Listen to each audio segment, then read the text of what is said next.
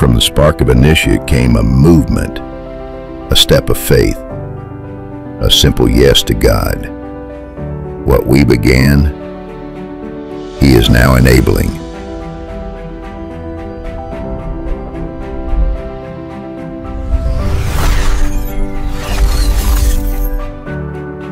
Last year we initiated worship, outreach, relationship, discipleship, small steps, big purpose. God was already preparing us for more. Now we declare, He is the enabler, the one who strengthens, provides, empowers. He enables leaders to rise, worship to ignite, lives to be transformed, not by our strength, but by His Spirit. Together we move as one, enabled to go, enabled to serve, enabled to love, enabled to shine. To Him who is able to do immeasurably more, be all the glory. Church of God General Trias, initiated by faith, enabled by grace.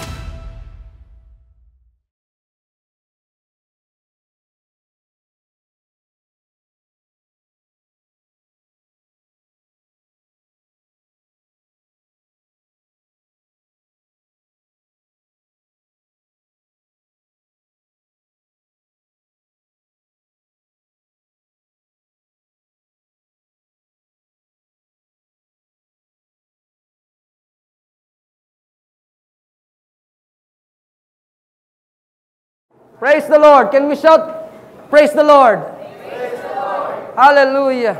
Praise God. Magandang araw po sa inyong lahat.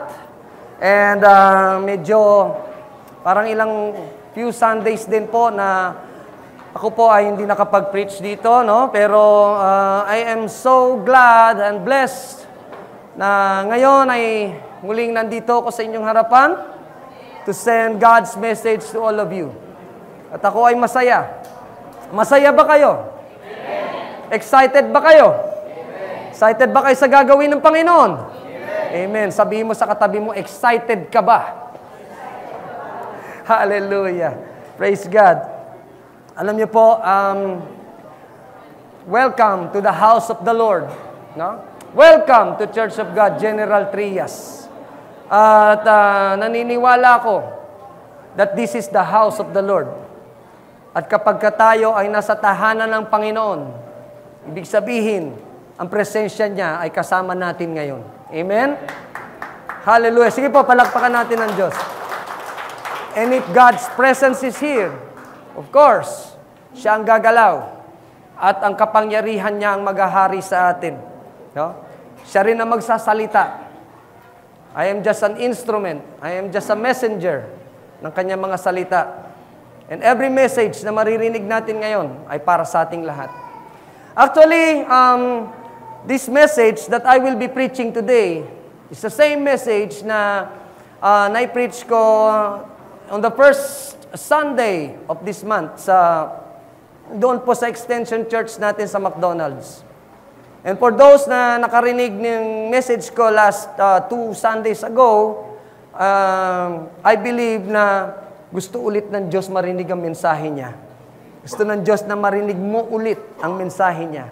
Dahil ang salita naman ng Diyos ay walang expiration. Amen? No? At for those naman ngayon pa lang maririnig ang mensaheng ito, naniniwala ako na this is for you. No? This message is for you. God is speaking to us, no? At meron siyang gustong baguhin sa atin. That is why we allow God to speak to us, no? That is why we allow His words, no, to move in this place. Hallelujah. Maraming salamat sa Panginoon. Purihin ang Diyos. Today, before I go sa ating main sermon, meron muna akong ipapakitang picture sa inyo. Yung iba nakita na ito, but for those na hindi pa, meron akong papakita sa inyong picture na ito. Ayan, no? Masarap ba yan? Ayan. Ano yan sa tingin nyo? Veggie ball? Squid ball? No? Pwedeng sa mga street foods, mayroon tayong mga nakakain ganyan, mga fish balls, no? Kikiam, yan. Pero sa tingin nyo, masarap ba yan kung hindi yan ilulublob sa sauce? Masarap kaya? Kakainin mo ng ganun lang, walang sauce. May kulang, matabang, no? Parang hindi masarap, no? Kaya kailangan mayroon talagang sauce. Siyempre, dapat masarap din yung sauce, di ba? At yung from that dull, tasteless na fishball o squid ball, ay nababago. Nagtatransform, nagkakaroon ng lasa. Nagiging masarap dahil doon nilublob sa sauce. And next is, Pilipinong-Pilipino ka pag ginagawa mo to. No? Tinapay na isinasawsaw sa kape. Sino gumagawa niyan dito? Yan, ang dami, no? Lalo na pagka yung tinapay ay tinoaster mo, no? At pinahiran mo ng butter. Tapos ilulubog mo siya sa kape. Di ba parang mas masarap? Tama ba ako? O ako lang gumagawa ng gano'n, no? Especially doon sa medyo mahirap ngumuya. Sino ba dito nahirapan ng ngumuya? No? Sabi nga, no? May kasabihan nga na walang matigas na tinapay sa mainit na kape. No? At natatransform din yung matigas na kape, napapalambot yan kapag inulublob mo o idinip mo sa kape. Meron ngang nagtanong na isang meme, sabi kape ka ba? Sabi niya, bakit? Kung kape ka, tinapay ako. Bakit? Pinalalambot mo ang puso ko. Oh, hugot. Oh, narinig ko lang yon sa kabataan. Ngayon, ito po, no? Pinag-uusapan natin yung deep Yung paglublob. Nasubukan nyo na ba o naranasan nyo na ba ito? Ayan. Di ba, nung mga nakaraang buwan, nasalanta tayo ng bagyo. Ilang bagyo yon? 3 ba? O 4? No? Sunod-sunod. At napakaraming lugar na binaha. At kung makikita nyo sa picture, naniniwala ako na yung mga taong na tumatawid na yan, lumulublob sa baha, nakita nyo, medyo madumi yung baha, di ba? Yung tubig. Hindi rin naman nila yan gusto, no? Hindi naman siguro nandyan sila para maglaro lang o maligo, no? I'm sure meron silang pupuntahang mahalagang bagay. Pero they have no choice but to, no, dip into that flood, no? Ilubog yung sarili. Dumaan. Sorry. Kahit hindi nila gusto. Meron ako naalalang kwento, no? Nung ako po ay siguro that year was 1999, no? Ganun na ako katanda, no? 1999 or between 1999 to year 2000 na ako po ay nagtatrabaho pa sa Gateway, no? Yung panahon na yun bumabagyo at narinig nga namin sa news na binabaha na daw, no, ang Cavite. At nung panahong yon, ako po ay nakatira pa kami ng asawa ko, nakatira pa kami sa Cavite City. So sa Gateway, from Gateway, meron kaming shuttle. Pero yung galing ako night shift noon, umaga na, so pauwi, ang shuttle na stranded na dito pa lang sa may Nobeleta. Kasi hindi na po kayang tumawid. Sabi sa amin, baba na kayo, pasensya na, sabi ng driver. So, ang baha po ay ganyan, hanggang dito. So, imagine, from work kami, nakapustura ako, nakasapatos, di ba? Hinubad ko yung sapatos ko, may tali yung sapatos ko para akong lalaban sa gera, sinabit ko dito. Tapos yung aking bag ay nakataas, no? Lumulusong kami sa baha. Kahit hindi namin gusto. Kasi gusto naming makauwi, di ba? We have no choice kung hindi lumublob sa baha kahit nakapustura kami, kahit kami ay pagod galing trabaho. Imagine, nakasapatos ka the whole night. Tapos lulusong ka sa malamig na baha, madumi pa.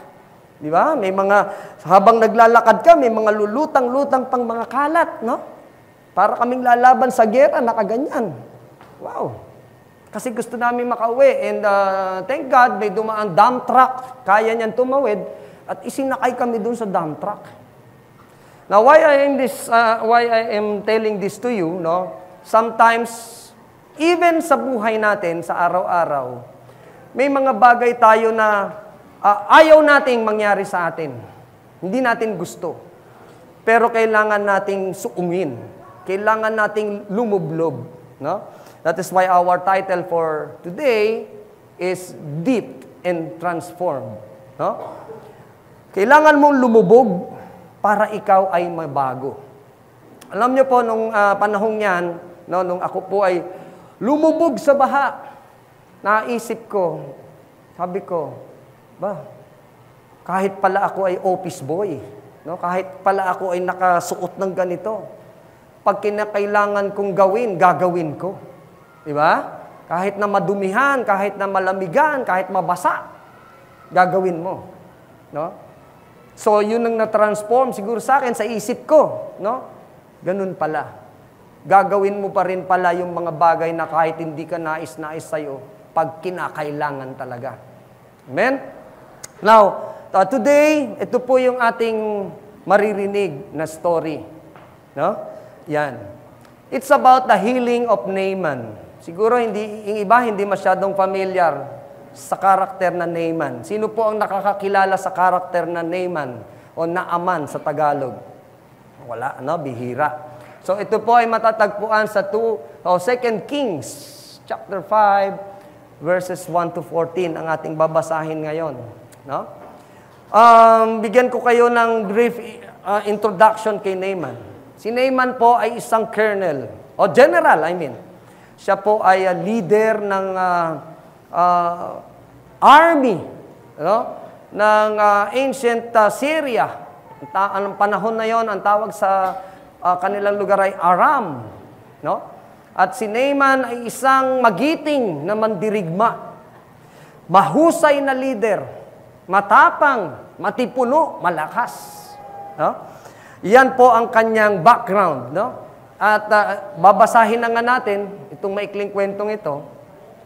Now, the king of Aram had great admiration for Naaman, the commander of his army, because through him, the Lord had given Aram great victories.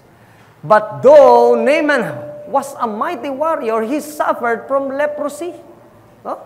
Nakita natin dito na si Naaman daw ay hinahangaan ng hari nila. Wow! No? Imagine yung hari ay humahanga sa iyo. Bakit? Dahil nakakapagbigay siya ng victory. Siguro may ilang digmaan na pinangunahan ni Naaman at ipinanalo niya ito. Kaya siya ay pinupuri ng kanilang hari. Pero alam niyo ba, sa kabila niyang matipunong itsura niya, sa loob ng kanyang armor na yan, siya ay nagsasuffer pala sa sakit na ketong.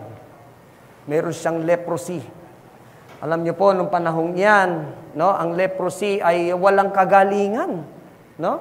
Especially in the Old Testament. No? Walang kagalingan. At yan po ay nakakahawang sakit. No? Sa madaling salita, sila po ay pinandidirihan. At sila po ay ina-isolate. Pero dahil nga si Naaman ay maaasahan, siya ay magaling, mahusay, matapang, siya ay tinatanggap ng kanilang hari. No? Pero he is suffering. Imagine, masakit pala yung leprosy. Masakit yan. No? It gives you pain. At hindi mo alam kung hanggang gaano karami kakalat yan sa katawan. No? Now, to continue, at this time, the Aramean raiders, no, ito yung mga army, had invaded the land of Israel, and among their captives was a young girl. No? Si Naaman ay nag-capture ng isang batang babae, at ito po ay dinala niya sa kanyang asawa para maging katulong, no? Para maging servant. And one day, this girl said to her mistress, o doon sa kanyang babaeng amo, no? I wish my master would go to see the prophet in Samaria. He would heal him of his leprosy. No? Mabait itong batang ito na taga-Israel. Sabi niya doon sa kanyang among babae, which is asawa ni Naaman, at sana si master, yung si Naaman, makapunta ng Samaria. At meron doon propetang magpapagaling sa kanya. No? Concern yung bata, and then Naaman went to his master, dun sa king, and told him what the girl from Israel had said. Ito ang sagot ng hari, by all means, sige, go! The king of Aram replied, I will send a letter to the king of Israel. So, ibig sabihin, maggagawa siya ng referral. No? Nakuha natin, maggagawa ng referral yung hari ng Aram sa hari ng Israel para itong si Naaman ay tanggapin doon at pagalingin. So Naaman left, taking him with 10 talents of silver, 6,000 shekels of gold, and 10 sets of clothing. Ito yung iririgalo sana niya doon sa hari. Then, the letter that he took to the king of Israel read. Ito yung nakasulat. Galing po kay Elisha. With this letter, I am sending my servant Naaman to you that you may cure him of his leprosy. Galing ito pala dun sa hari, galing ito dun sa hari ng Aram. No? Para sa hari naman ng Israel. So, pinadadala daw niya dun ng kanyang servant, si Naaman, para pagalingin sa leprosy. Now, ito yung sagot, no? As soon as the king of Israel read the letter, he tore his robes. Nagalit siya nung mabasa niya yung sulat. At ito, sagot niya, Diyos ba ako? Sabi niya, am I God? Can I kill and bring back to life? No?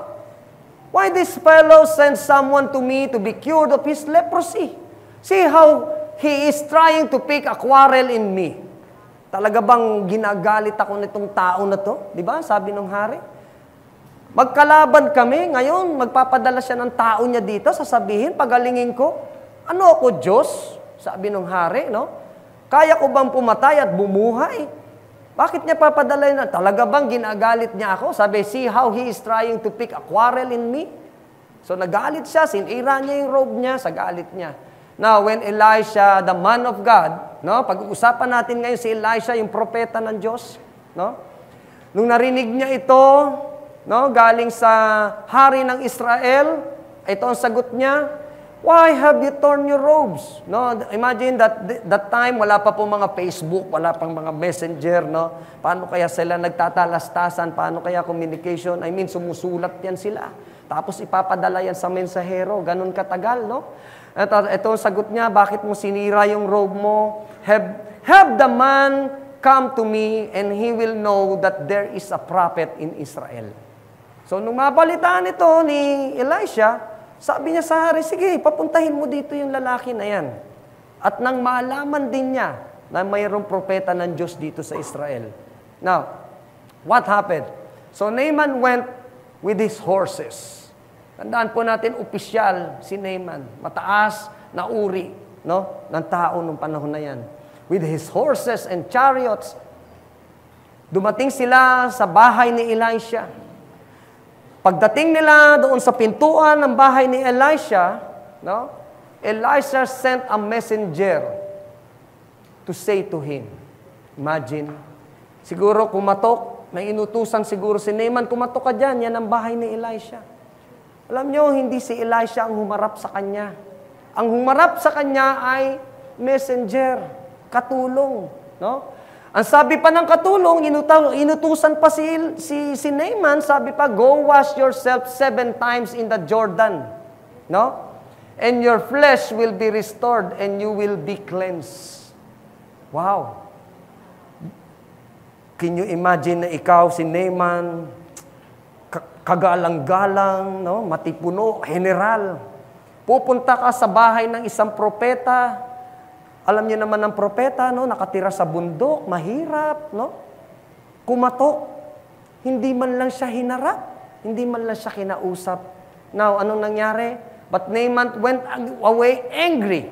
Nagalit siya and said, I thought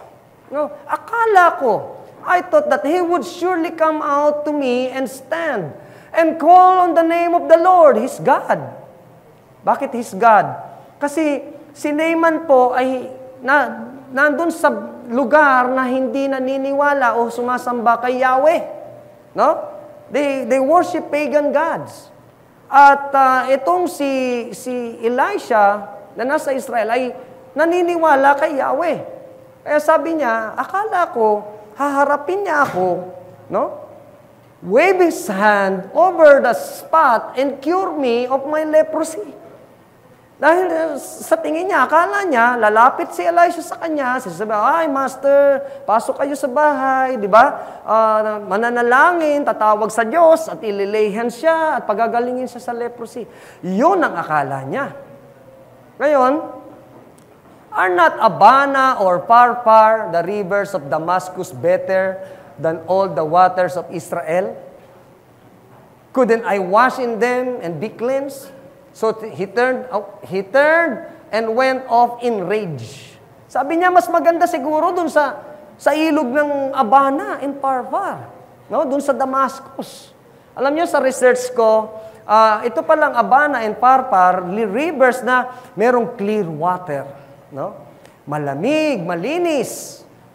At ito namang rivers sa Jordan ay brownish ang kulay. Hindi pure, hindi clear yung tubig, no? Parang sa tingin niya, marumi yan. Bakit hindi niya ako dalhin, kung sa panahon natin siguro, bakit hindi ako dalhin papuntahin sa Boracay? Bakit hindi ako papuntahin sa Siargao? Bakit dito ako pinapunta sa Naik, no? Parang gano'n, ano? Kagalang-galang ako, Do I deserve na dyan ako mag-swimming, di ba? Yun. Tapos inuutusan pa ako, 7 times daw ako lumublob doon. No? Yan. So, umiral sa kanya yung pride. No? Umiral yung pride sa kanya at galit siya. Galit siya kay Elisha, umarap sa kanya, katulong, inutusan pa siya. No? Now, ito po, para ma-picture out natin, ano? Yung Jordan River po, ito po ay based lang doon sa research. Yan siya, simple, medyo madilim yung tubig, no? Hindi siya clear. At ayan po yung river na yan, no? Although we know that Jordan is historical in the Bible, no? Diyan binaptize si Jesus Christ. Yan din yung dinaanan nila Joshua nung kasama niya yung mga Israelites nang sila ay tumawid at sila ay nakarating sa Promised Land. No? Very historical ang Jordan. Pero during that time, no, nitong si Naaman ay parang very ordinary. At dyan mo ko dadalhin isa akong espesyal na tao. Diba? Yan. So, to continue, Naaman's servant went to him and said, "My father," no? By the way, bakit father? Kasi nung mga panahon yan, pag tinawag ka palang father, mataas ka. No? You are superior. Meron kaming respect sa'yo. So yan ang sabi ng servant niya, "My father, if the prophet had told you to do some great thing, would you not have done it?" Diba? Kung mayroong pinagawa sa iyo yung propeta, nga mas mahirap, di ba gagawin mo rin? How much more than when he tells you, wash and be cleansed? Parang simple lang naman yan, master. Punta ka lang doon, maglinis ka, lumublob ka lang. Kaya na-realize ni Naaman, so he went down and dipped himself into the Jordan 7 times. No? 7 beses. As the man of God had told him, and his flesh was restored and became clean like that of a young boy. No? Imagine kung gaano katindi yung leprosy. No? At siya ay pinapunta ni Elisha para daw lumublob sa Jordan River. Nang may bilang pa, 7 times. Kung ikaw kaya si Naaman, gagawin mo ba yan? Di ba? Parang, are you crazy? Di ba? Parang nonsense. Ito ba yung paggagamot talaga? Nalulublob ako sa ilog ng Jordan. Tapos 1, 2 beses, 3, diba? Hanggang 5. Walang nangyayari. Lumublob ulit, 6, umahon ulit siya, wala pa rin nangyayari. Pero nung sinunod niya yung utos ng Diyos na 7 times mong gawin, doon sa ika-7 beses, pag-ahon niya, miracle happen. Amen? Talagang naghimala ang Diyos. At totoo yung sinabing, 7 beses kang lumublob at ikaw ay magiging malinis muli. So, nung siya ay na-restored, no, yung kanyang balat, nagulat siya. Parang isang balat ng bata. Grabe, no? Ganon yung miracle na nangyari kay Naaman. So, ano yung mga aral na ating mapupulot sa umagang ito? Alam natin na bawat mensahe ng Diyos ay hindi tayo paaalisin dito sa church na to kung hindi meron tayong mapupulot na aral. Amen? And the lesson we will be about to witness, no, or hear is from the acronym DEEP. Sabihin nga po natin DEEP. No? Paglublob. 3 letra po yan at 3 meaning. Maikli lang siya para madali nating matandaan.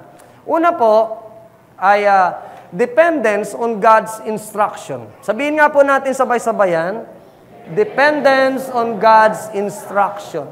Yan.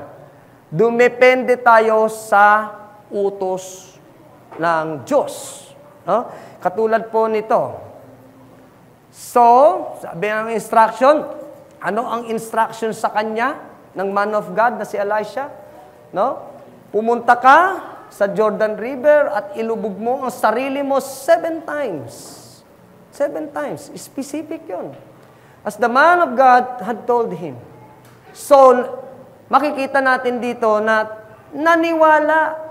naniwala si Naaman sa instruction ng Diyos sa kanya at sumunod siya. Despite na siya ay isang general, no, na parang hindi bagay doon sa lugar na yon. Now, pagka tayo ay dependent on God's instruction, ito po pala ang dapat na mayroon tayo. Acknowledging God's authority and wisdom. Yan. No? We, as believers of God, we should be acknowledging God's authority. Kung talagang itinatrato natin ang Diyos na Diyos, dapat po tayo ay naniniwala sa Kanyang otoridad over our lives. Amen? Kataas-taas ang Diyos yan. No? So we believe in His authority and wisdom. Wisdom. Dahil kung lagay natin sa kwento ulit ni Naaman, kung si Naaman nagdepende lang sa sarili niyang pangunawa, I don't think na gagawin niya yun. Di ba? Kasi, yung instruction sa kanya, some kind of nonsense. Di ba? Pupunta ka sa isang maruming ilog, lumublob ka 7 beses, gagaling ka. Now, kung siya ay naniwala sa sarili niya, dahil marunong siya, general siya, gagawin ko ba to? Tama ba to? Hindi kaya ako pagkamalang nababaliw nito sa makakakita sa akin. Di ba? Pero, nanangan siya, no? Sa kabila ng kanyang pagdududa nung una, at sa kanyang pride, no? Sumunod pa rin siya. Ibig sabihin, meron pa rin siyang inaasahan. Meron pa rin siyang hope. Meron pa rin siyang trust at meron siyang faith sa God. Amen? Kahit na siya ay isang hindi mananampalataya. Sumunod siya at naniwala siya sa wisdom ng Diyos. Now, next is striving to live according to God's will. No? Kanina po, tayo po ay naniniwala sa otoridad at karunungan ng Diyos. Ngayon naman po, we strive. No? Tayo ay nagpupumilit na tayo ay mamuhay according to God's will. Tayo po ba namumuhay ng naaayon sa kalooban ng Diyos? Amen? O kalooban lang po natin? No? Alam niyo po, sometimes, tayo po ay may mga plano sa buhay. No? Meron tayong mga ginagawa. Pero are we living according to God's will? Sinasabi ba natin na minsan na, Panginoon, ikaw na ang bahala, kalooban mo ang mangyari, dahil kahit na anong ginawa ko, wala namang nangyari. Pero alam kong ikaw, Panginoon, may magagawa ka sa buhay ko. Amen? Dahil ang kalooban mo ay perfect at dapat masunod sa buhay ko. Katulad po ng nangyari kay Naaman, di ba? Siya ay naniwala sa Diyos. Na ito pala yung kalooban ng Diyos sa kanya. No? Sometimes, kailangan pala nating sumunod lamang sa Panginoon at makita natin kung ano magandang kalooban ng Diyos para sa ating lahat. Amen? And next is, seeking God's guidance and trusting His plans. No? Tayo po bilang mga magulang, no? At tayo ay may mga anak. Hindi ba't nung sila ay magmula nung sila ay maliit pa, sanggol, lumalaki, naging bata, naging teenager, no? Di ba gina-guide natin sila? Tama po ba mga parents? Amen? Mga parents, totoo, di ba? Gina-guide natin ang ating mga anak. Now, tayo as Christians, we believe that we are children of God. Amen? Tayo po ay anak ng Panginoon and we have a big, big Father. And that is God. And He is guiding us. Amen? Ginagabayan tayo ng Panginoon. Dapat pala tayo bilang mga anak ng Diyos, tayo ay nagpapagabay sa Kanya. Dahil kung susuwayin natin siya, sasabihin natin, hindi ko kailangan ng gabay ng Diyos, alam ko naman ang ginagawa ko. Saan kaya tayo makakarating? Ano mangyayari sa atin as Christians? And trusting His plans. Trusting His plans. Diba? Sabi nga po sa Biblia na the heart of the man plans his way. Tayo mga tao, normal sa atin na magkaroon tayo ng mga plano sa buhay. Amen? Lalo na kung ikaw ay bata pa. No? Yung mga estudyante, sino po estudyante? Taas ang kamay. Di po. Walang estudyante dito. Ayan, ilan lang, no? Bakit ka nag-aaral? Di ba? Kasi may plano ka. Di ba? May plano ka na someday, ang plano ko, gusto ko maging engineer ako, maging doktor, maging abogado, maging teacher, no? May mga plans ka. And also the parents, may plano tayo sa ating mga anak. Tama ba?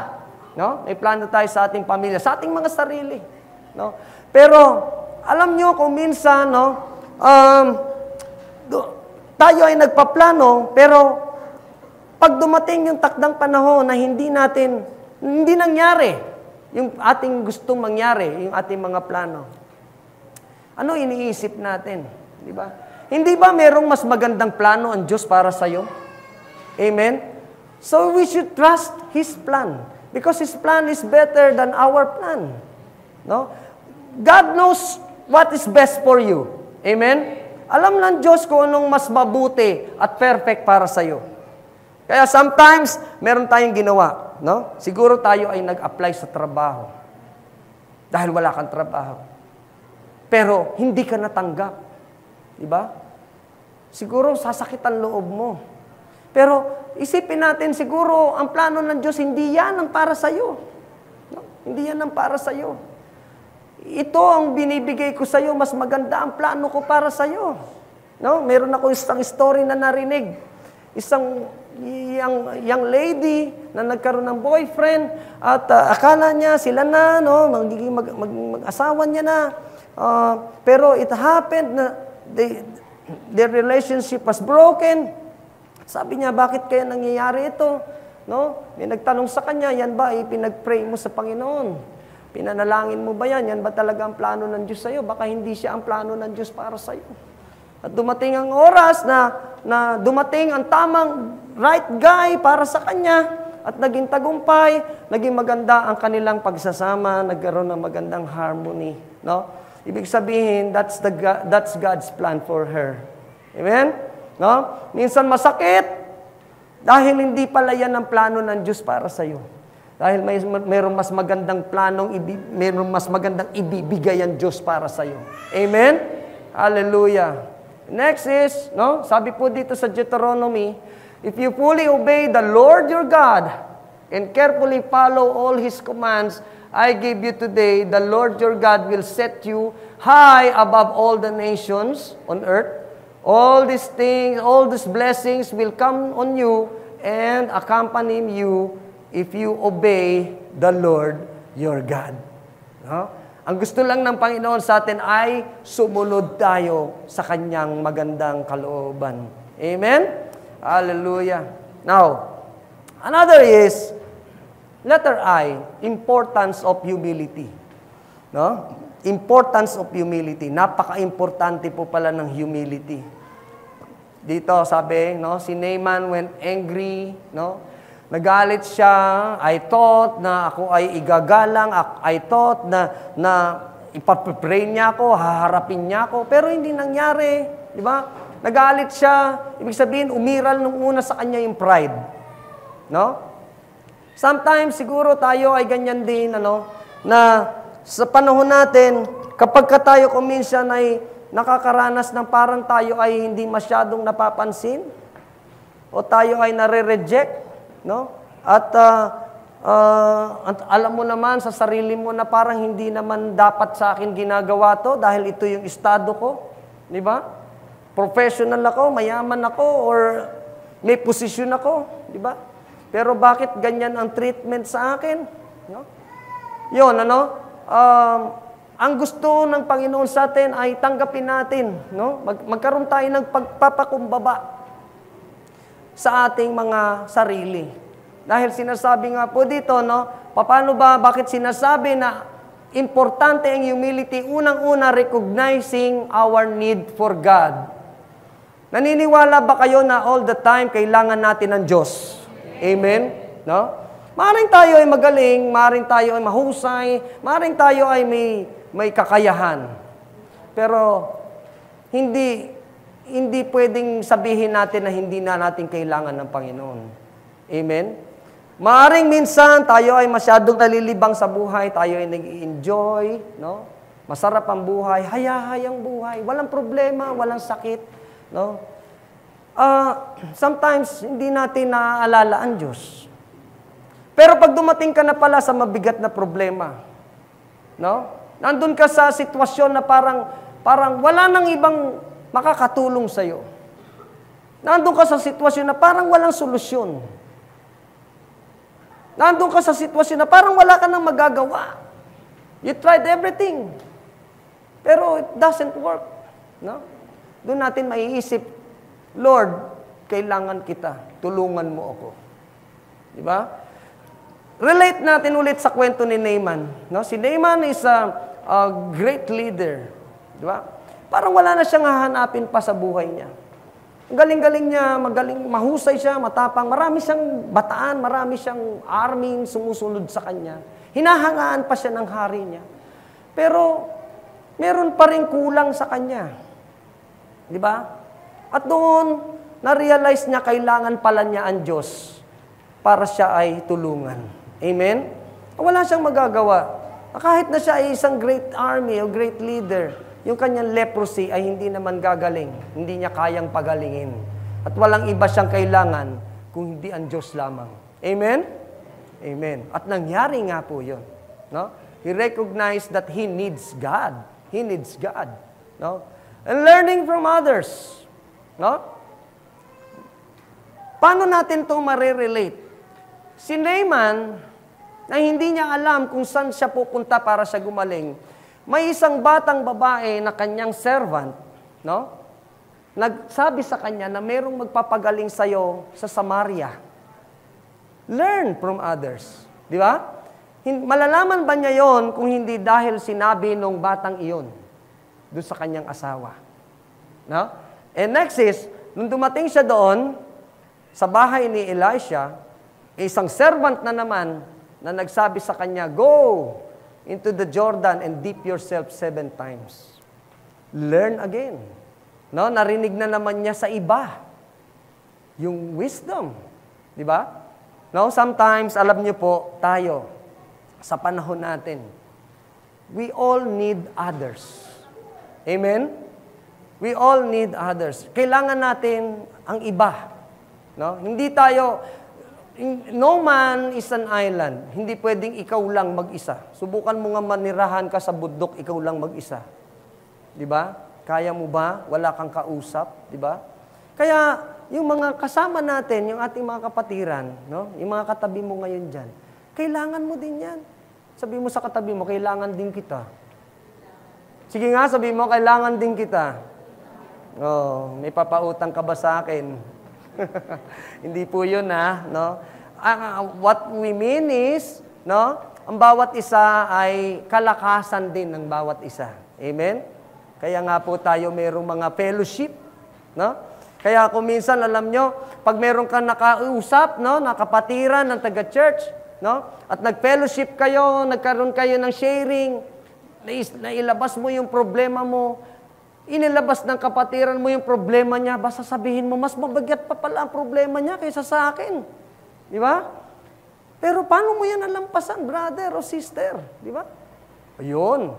So, sometimes we also need to learn from others. No? Huwag natin sabihin, alam ko na lahat, hindi ko kailangan ng advice mo. Di ba? Alam ko na lahat yan, hindi kita kailangan. Not all the time, alam mo lahat. Di ba? Kaya nga, minsan we seek also advices. No? Huwag mo sabihin, napakarunong mo na. No? Experiencado ka. Pero minsan, dadating ka rin sa punto na hindi mo na alam ang gagawin mo. And you need somebody to talk to. Di ba? You need somebody to give you advice. No? Basta yung mapapagkatiwalaan mo at siyempre, dapat siya po ay meron ding pananampalataya sa Diyos. Para kung ano man ang i-advise na sa'yo, ibig sabihin, galing po yun sa salita ng Diyos. Amen? Hallelujah. Next is, serving with a humble heart. Ito na po. When we serve God, no? When you are a worker in the church or you are a servant of the church or God, no? Tatandaan po natin na tayo ay naglilingkod para sa Diyos. Amen? Though we have pastors, we have leaders, pero ikaw ay naglilingkod hindi para sa tao. ikaw ay naglilingkod sa Diyos. Amen? Because this is the church of God. Amen? Kaya nga, church of God. He owns this church. At walang ibang master dito kung hindi ang Panginoon. Amen? Kaya we are all servants of God. No? Kaya nga po ganito, no? Serving with a humble heart. Kapag ba tayo ay nagmi-ministry, no? Ikaw ay mahusay sa ministry mo. Talentado ka. Mahusay ka magsalita, mahusay ka sumayaw. Mahusay kang kumanta, mahusay ka mag-preach. No? Yan ba ay ipinagmamalaki mo? Di ba? Remember this, no? Kaya ka mahusay sumayaw kung ikaw ay dancer because galing yan sa Panginoon. Yan talento mong yan, ginagamit yan para ikaw ay mag-glorify mo si Lord. Amen? Kaya ka mahusay umawit o kaya ka mahusay tumugtog dahil yan talent mong yan ay binigay din sa iyo ng Diyos. Amen? Kaya hindi mo pwedeng sabihin na magaling ako, mahusay ako. Di ba? Hindi ba kayo humahanga sa akin? Di ba? Kaya ikaw ay mahusay mag-preach dahil ang wisdom ng preacher, ng pastor ay galing sa Diyos. Amen? Hindi yan galing sa iyo. Amen? So, tanggapin natin lahat ng meron tayo, no? We should please God. Remember po, tandaan natin, we are not people pleaser. Amen? We are God pleaser. Hallelujah. Sige po, palakpakan natin ng Diyos. We are not here, no? You are not talented, you are not gifted para ma-please mo ang tao. No? Para humanga sila sa iyo. We are pleasing God. And we should give our best to God. Amen? And we should be humble. Na alam natin na hindi naman ako ganito kung hindi dahil sa Panginoon. No? At wala akong mga skill, wala akong talento kung hindi mo kalooban sa akin. It is only because of your grace. Amen? Dahil lang ito sa pagpapala ng Diyos sa atin. Hallelujah. Now, James 4:6, sabi dito, but He gives us more grace. No? Binibigyan tayo ng Diyos ng marami pang pagpapala. That is why the Scripture says, God opposes the proud, but shows favor to the humble. He opposes the proud. Kung ikaw ay ma-pride, no? Kung ikaw ay mapagmalaki, kung ikaw ay tiwalang-tiwala sa sarili mo, di ba? He opposes it and gives favor or shows favor to the humble. No? Mas ibinibigay ng Diyos yung pabor niya, yung biyaya niya, yung pagpapala niya sa mga taong mapagkumbaba. Amen? Kaya nga, di ba, ang nagpapakataas ay ibinababa at ang nasa baba ay itinataas ng Diyos. So, anong pipiliin natin? Di ba? Humility. Aminin natin na wala tayong magagawa kung hindi sa Panginoon. Kung ano man meron tayo ngayon, we thank God. Dahil, oo, maaaring pinagsikapan mo yan, pinaghirapan mo yan, pinagpagalan mo yan. Pero kung hindi ka naman pinaburan ng Diyos, wala rin yan sa'yo ngayon. Amen? Palakpakan natin ang Diyos. So, sa Diyos pa rin ang papuri. Hallelujah. And lastly, no, patience and perseverance. Pwede bang basahin natin ito na sabay-sabay? Patience and perseverance. Praise the Lord. Patience and perseverance. Tingnan natin ang nangyari kay Naaman. No? Elisha sent a messenger to say to him, go wash yourself 7 times. 7 times. Why not once? Why not twice, thrice, 4? Why not 5 times? Why not 6? Why 7? Alam nyo, minsan, kapag tayo pala ay dumadanas ng kahirapan, problema, no? Nandun ka sa sitwasyong hindi mo gusto. I believe, si Naaman hindi niya gustong gawin to. 7 beses kang lumublob sa Jordan. Minsan, may pinagagawa ang Diyos sa atin, lumublob ka rin sa sitwasyon mo. Lumublob ka sa pananampalataya mo. No? Minsan, nandun ka sa sitwasyon na ayaw mo. Dahil ano yung sitwasyon mo? Pangit. Hindi mo gusto. No? Pangit na sitwasyon. Tinan mo yung katabi mo. Hindi pangit yan. No? Maganda yan. Dahil anak ni Lord yan. No? What I mean is, minsan nandun ka sa isang kalagayan o sitwasyon na hindi ka nais-nais para sa'yo. At minsan, ayaw mo na. Tapos, masusundan pa ng panibagong problema. O isa. Tapos, nagkaroon ka na naman ng problema, dalawa. Hindi pa nasusolve, tatlo. No? Sunod-sunod. Nangyari na ba sa inyo yun? Parang sunod-sunod yung problema. Diba? Na-pray ka na pray, Lord, help me naman. Lubog na ako. Ang dami ko ng problema. May utang ako, may karamdaman pa ako, magulo pa yung relationship ko. Di ba? Parang patong-patong na hanggang kailan, Lord. Di ba? Pero, alam niyo po, kailangan pala natin maging patient. Why? Ito po yung una. No? Spiritual growth through suffering. Dapat pala meron tayong ganito. No? Kaya, para tayo magkaroon ng spiritual growth, kailangan natin pala mag-suffer. No? Hindi ka mag-grow pala, hindi ka magsasuffer. Bakit? Kasi kung minsan nga, kapag ka hindi ka nakakaranas ng bigat o problema, parang hindi mo naman kailangan si Lord. Diba? But when you suffer, hindi naman yan tatagal eh. No? When you suffer, doon mo mararamdaman na ang Diyos lang ang kailangan mo. No? Sometimes nilapitan mo na lahat. Pero minsan, nare-reject ka pa nga. Minsan, sasabihin sa, pasensya ka na, wala akong magagawa eh. Di ba?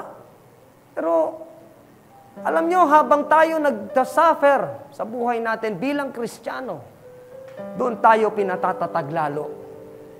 Amen? Doon ka nagiging matatag. Bakit? Pag nalampasan mo yan, no? Pag nalampasan mo yan, sasabihin mo, history na lang pala lahat ng nangyari sa buhay ko. At pag may dumating na naman problema sa'yo, sasabihin mo, kayang-kaya ko na yan. Dahil mas matindi pa dyan yung pinagdaanan ko dati, nalampasan ko. Amen? Hallelujah. So doon makikita mo na nag-grow ka na as a Christian. Next is, trusting God's timing. No? Trusting God's timing. Magtiwala tayo, no? Sa kung kailan ibibigay ng Panginoon. Sometimes siguro naiinip na tayo, no? Meron tayong mga prayer. Naintindihan ko naman na minsan parang naiinip ka na. Bakit parang ang tagal-tagal naman, Lord? Di ba? Nananalangin ako sa iyo. Bakit hindi ako makawala dito? Imagine, si Naaman siguro ang tagal-tagal niya nang merong leprosy. Pero hindi niya akalain ang yung araw na yun na siya ay pinapunta doon kay Elisha. Doon pala ang timing ng God sa kanya na siya ay matatransform. Amen? Siguro tayo ganun din, Hindi man tayo nagsasuffer sa leprosy, marami tayo siguro mga suffering. No? Maring suffering natin ngayon ay relationship natin. No? Maring suffering natin ay financial suffering. Meron kang karamdaman siguro, just like Naaman, pero hindi leprosy. Meron tayong ibang mga karamdaman na parang ang tagal na. Meron kang problema siguro sa sarili mo. No? Sa sarili mo. Pero, naniniwala ka ba na isang araw ay ibibigay ng Diyos sa iyo ang panalangin mo? Amen? Just trust God's timing. Meron siyang perfect time. No? Kaya po, hindi natin pwedeng sabihin na, Lord, hindi mo na siguro gagawin. No? Imagine 7 times nag-deep si Naaman. Siguro tayo, ganun din. Baka sinasabi ni Lord sa atin, sige lang. Mag-deep ka lang dyan sa problema mo. Sige lang. Hold on. Maniwala ka lang sa akin. May gagawin akong himala sa buhay mo. Amen? Baka pag dumating yung God's timing, magulat ka, sabihin mo, hindi ko akalain. Hindi ko akalain. Dadating din pala ang hinihiling ko. Tama ba? O maaaring iba sa inyo, nangyari na yan, naranasan na yan, di ba? No? Parang wala ng pag-asa. Pero nagulat kayo isang araw. May himala. No? Parang mamamatay ka na. Akala mo, mamamatay ka na. Yung pala, hindi pa. Dahil may plano pa ang Diyos sa buhay mo. Amen? Hallelujah. And overcoming adversity. Tandaan po natin, kapag tayo nagtitiwala sa kaya ng Diyos gawin, walang imposibleng bagay na hindi mo kayang lampasan. Amen? Alam niyo po, ang problema, dinadaanan lang yan. No? Ito ang problema, daanan mo lang. Huwag mong tatambayan. No?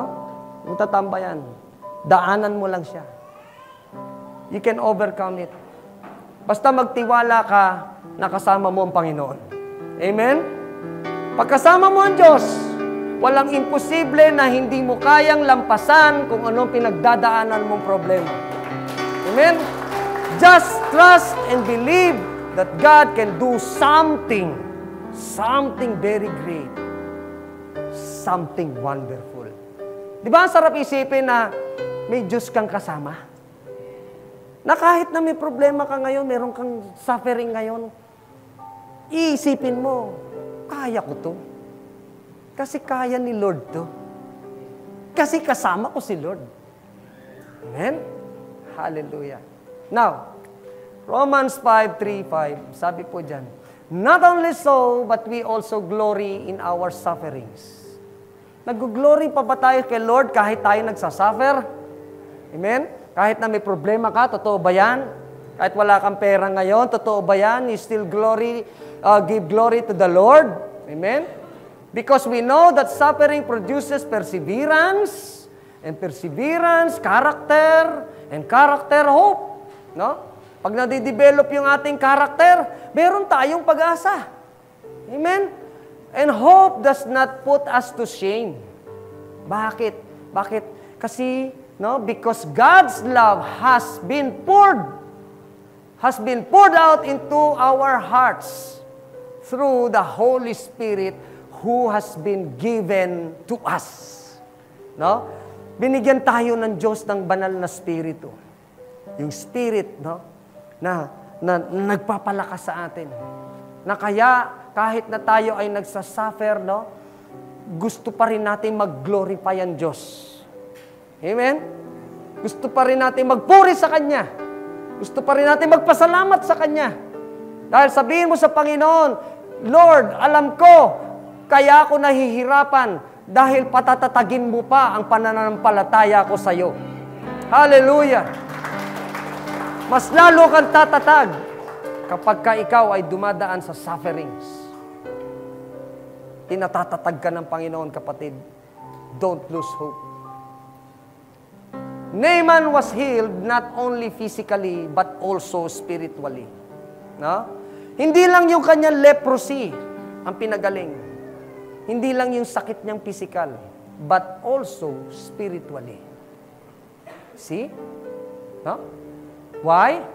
Sabi nga dito, di pa natin ito nabasa, then Naaman and his entire party, yung kanyang buong army, no, went back to the man of God. Pagkatapos niyang gumaling sa Jordan River, bumalik sila sa bahay ni Elisha. No? They stood before him, and Naaman said, now I know there is no God in all the world except in Israel. No? This time, hinarap na siya ni Elisha.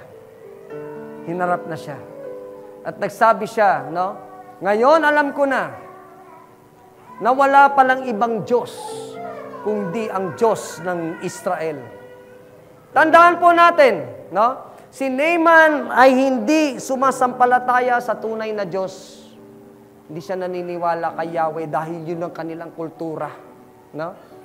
At sa Israel, doon sumasamba, no, si Elisha kay Yahweh, na tunay na Diyos. Dahil sa himalang nangyari sa kanya, nasabi niya na, now, ngayon alam ko na, wala palang ibang Diyos kundi ang Diyos mo, ang Diyos ng Israel. So please, ito, dahil bilang pasasalamat, gratitude, no? Sabi ni Naaman kay Elisha, so please accept a gift from your servant. No? Nagpakumbaba na siya ngayon.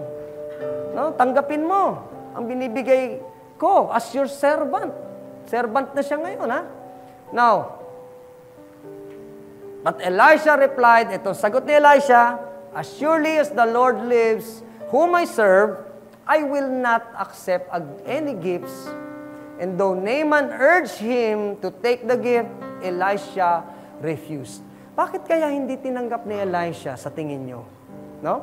Gold, no? Maraming binibigay sa kanya na hindi tinanggap ng hari, bibigay na kay Elisha bilang pasasalamat. Kasi po, alam ni Elisha na hindi naman siya ang talagang nagpagaling kay Naaman. Amen? Ginamit lang siya ng Diyos. Ang talagang nagpagaling at nagpabago kay Naaman ay ang Panginoon Diyos. Amen? Kaya sabi ni Elisha, no, I do not deserve that. No? Kung meron kang paipasasalamat, ay yan ay walang iba kundi sa Diyos. Dahil ang Diyos ang naghimala sa iyo, hindi ako. Amen? Yun. No? Now, ano ginawa ni Naaman? Then Naaman said, all right, please allow me to load 2 of my mules with earth. Yung lupa, no? Lupa, galing doon sa Israel. From this place, and I will take it back home with me. No, meron siyang mule. Yung mule pala ay parang pinaghalong horse at donkey, no? Na sasakyan niya at meron yung kartilya, no? At doon daw maglalagay siya ng lupa galing sa Israel, no? From now on, I will never again offer burnt offerings and sacrifice to other God except the Lord. Ang gagawin niya kasi doon sa mga lupa na yung galing sa Israel, dahil sa land ng Israel siya gumaling, no, dadalhin daw niya doon sa bayan niya, sa Aram, igagawa niya doon ng altar ang Diyos. At doon na siya sasamba. At ang sabi nga niya, hindi na ako muling sasamba ngayon sa mga ibang Diyos, kung hindi sa Panginoon lamang. Hallelujah. Diba? Sige po, palakpakan natin ng Diyos. So, sabi nga, no, hindi lang pisikal ang binago kay Naaman. Hindi lang. No? Binago pati ang kanyang pananampalataya sa Diyos. From unbeliever to believer. No? Ngayon, naniniwala na siya. Dahil may himala, nakita niya na tunay nga na may magagawa ang Diyos. No? Tunay nga na may magagawa ang Diyos. So, tayo, no? Pwedeng hindi lang tayo pisikal na pinagagaling ng Diyos. Hindi lang pisikal o mga material yung na-transform sa atin. No? Nung tinanggap natin si Jesus as our Lord and Savior, tayo ay binago ng Diyos spiritually. Amen? Naintindihan na natin ngayon, sumasamba na tayo sa tunay na Diyos. At nalaman natin ngayon na walang iba tayong kailangan kung hindi ang tunay at buhay na Panginoon. Hallelujah. Now remember, when we follow God's instructions and humble ourselves and persevere, we'll be deep in His grace and transformed forever. No? Kapag pala tayo ay sumusunod sa Diyos, tayo ay nagpapakumbaba. No? Tayo ay nagtitiis, tayo ay nagpe-persevere. No? Tayo ay lulublob sa grasya ng Diyos para tayo ay baguhin forever. Amen? Hallelujah. Now to Him, ito po, no, ang ating tema, Ephesians 3:20. Now to Him who is able to do immeasurably more than all we ask or imagine, according to His power that is at work within us. To Him be the glory in the church and in Christ Jesus throughout all generations forever and ever. Amen. No? Minsan, no? Hindi natin kayang sukatin ang kayang gawin ng Diyos. Tama ba? Sa buhay natin, minsan, nakala mo, wala na. Pero alam nyo ba, ang Diyos ay, He can do immeasurably. No? Minsan, ito lang ang hinihiling mo, magugulat ka, sobra-sobra pa ang bibigay sa'yo ng Panginoon. Amen? Sobra-sobra pa, magugulat ka. Immeasurably. Immeasurably. No? And it is according to His power. Look at this. This is according to His power that is at work within us. Napakasarap isipin, ano? Yung kapangyarihan ng Diyos working within us. Di ba? Minsan isipin mo, sino ba naman ako? Pero ang Diyos pala, He is working sa aking buhay. No? Para daw tayo ay, no? Para tayo ay mabago. Para tayo mabago. Hallelujah. Ngayon, ito po yung ating nalaman at natutunan sa kwento ni Naaman. Naaman's story teaches us that God is in the business of transforming lives. Gusto ba natin to na ang Diyos ay binabago tayo every day? Amen? Remember, we are not perfect. Tama po ba? Huh? Alam natin yan. Na hindi naman tayo perfecto. Kahit na tayo ay Kristiyano na, matagal na, sometimes nagkakamali pa rin tayo. O most of the time, nagkakamali tayo. Nagkakasala pa rin tayo. No? Pumapalpak tayo. No? Nagkakamali tayo sa mga desisyon. No? But, alam nyo ba, ang Diyos ay binabago tayo. He is in the business of transforming us. Hindi siya titigil hanggat hindi tayo nababago nang naaayon sa kanyang panuntunan, nang naaayon sa kanyang kalooban. Maring mali tayo, no? Mali yung ating mga desisyon, mali yung ating mga ginagawa. Sometimes hindi tayo makawala sa mali, sa kasalanan. But we only need God. We only need God. And allow Him to transform us. No? Pwedeng tayo ay binago na ng Diyos o nagpapabago pa rin tayo sa Diyos hanggang sa ngayon. Now, this is the last question. Ikaw, kapatid, paano ka binago ng Diyos sa ating mga sarili? Maring ito yung tanong sa atin, ano? Paano nga ba ako binago ng Diyos? Nung ako hindi pa nasa Panginoon, nung ako ay nasa mundo pa, ano ba ang dati kong buhay? Ngayon, kilala ko na si Lord. Paano ako binago ng Diyos? No? O ano pa yung gusto mong baguhin sa iyo ng Panginoon? Now, sige po, can we all stand? Now, as the worship team sings this song, I'm encouraging everyone to reflect. Paano ba tayo binago ng Panginoon? No? Gusto mo bang magpasalamat sa Diyos? Do you want to give Him gratitude, thank Him? Dahil yung dating ikaw ay hindi na ikaw yan ngayon. Ikaw ay binago na niya. Mas maganda na ang buhay mo ngayon. Dahil dati nasa dilim ka, ngayon nasa liwanag ka na because Jesus is the light. No? O meron ka pang hindi pa nabibitawan, hindi mo pa na-i-release. Gusto mong baguhin yan ni Lord sa'yo. Gusto mong baguhin ka ng Diyos. O meron ka pang mga kabigatan, meron ka pang mga hindi kayang pakawalan. No? Hindi mo pa kayang sumurrender sa Diyos. But this is the time. This is the time to surrender to God. Humble before Him. No? Magpakumbaba tayo dahil wala tayong ibang kailangan kung hindi ang Panginoon.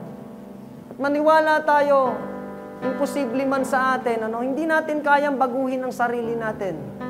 I tell you, church, hindi natin kayang baguhin ang sarili natin. Kahit sabihin mong, babaguhin ko na sarili ko, magbabago na ako.